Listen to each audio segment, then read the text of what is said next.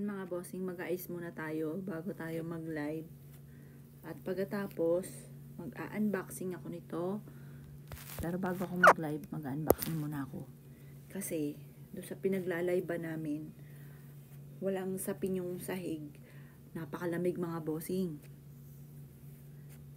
Yan.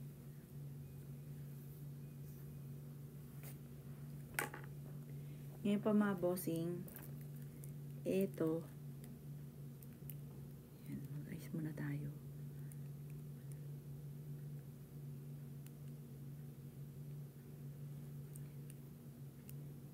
Yan, excited na ako buksan na itong mga i-unboxing ko. Sakta likod ko mga boss. Kasi kahapon nag-ano po ako, nagpaligo ko ng aso. Tinagalan ko at saka yung panghihingo to. Kasi yung mga aso pala mga bossing ko, pagka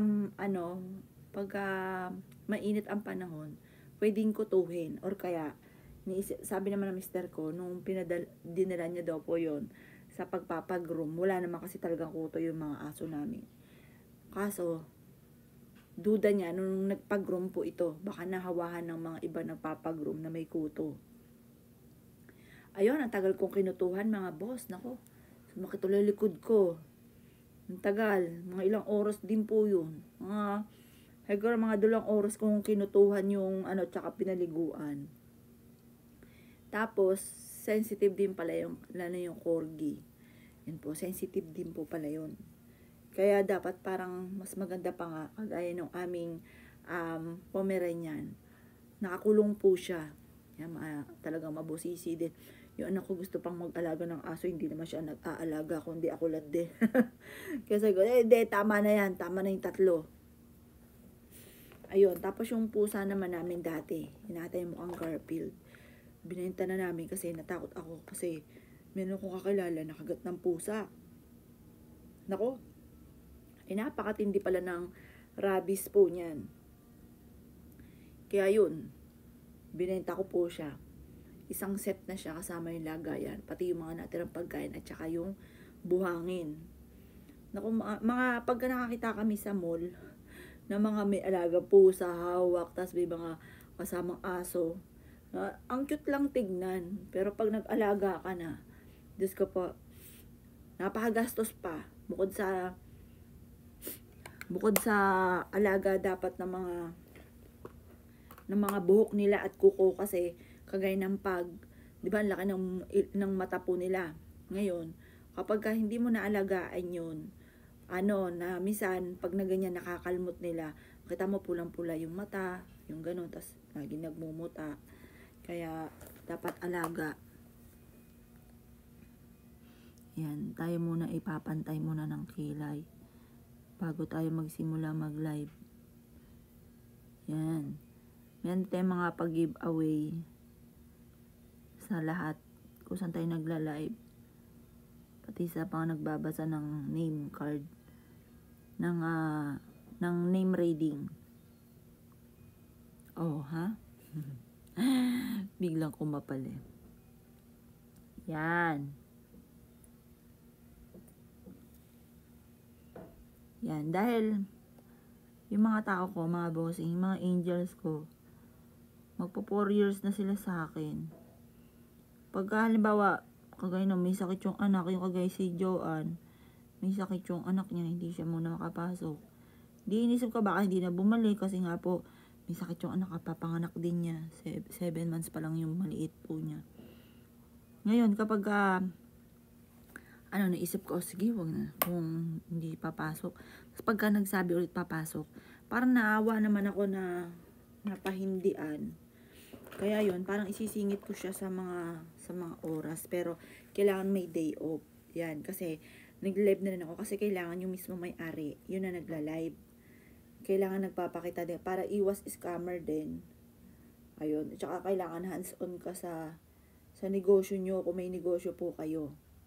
Yan, kaya kung hindi mo matututukan ng negosyo, huwag ka naman ng negosyo. Kasi malulugi ka lang. Tsaka sasakit lang yung ulo nyo. Yan, yun ang base sa akin mga karanasan.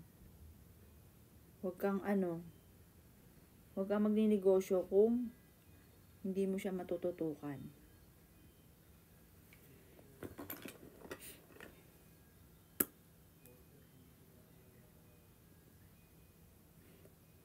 Ayan. Ngayon, pwede na ako mag-live. Kaso, kuha muna tayo ng panyo. Kasi paano ako isisipunin? Yan po. Yan. Medyo nahilamusan naman ng kapranggot kahit kapranggot lamang. Yan pa mga bossing ko siya. Simulan natin. Dito na magdediretso na ako mag-live dito.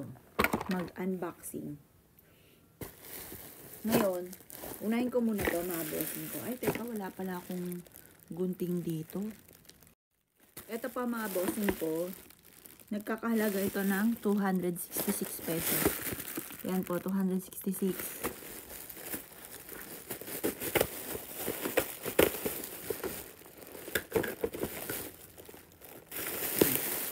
Hindi ko na, dustpan siya. 266. Doon ko kay Jolene to dadalhin. Kasi, panay carpet kasi po doon. Yan, ito.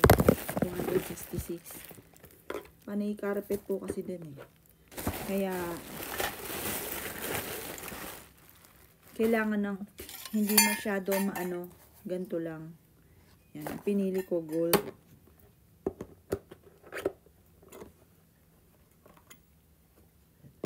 Ito. Ito. Yan, itsura. Dadalhin ko na to doon. Tapos,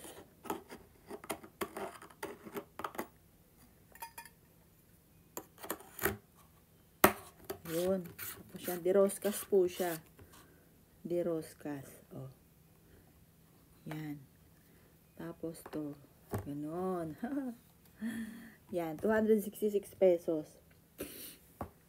Hindi ko na matandaan kung sa TikTok ko to or kaya sa Lazada or Shop. Hindi ko na siya matandaan kung saan. Yan, pero maganda siya. 266 pesos. Yan. Tapos to. Dito. Yan, ganyan siya. Yan, tapos diroskas din siya dito. Yan, ganyan siya. Diroskas. Tapos, ito yung niya. Dito. Huh? Nakakatuwa naman. Yan. Tapos, ito dito. Ay, ayaw. Siguro dito yun. Yung may maliit. Pero hindi. Tama naman. Yan po mga boss. Yan. Tingnan nyo. Tanan! O, hindi magaganyan ka na.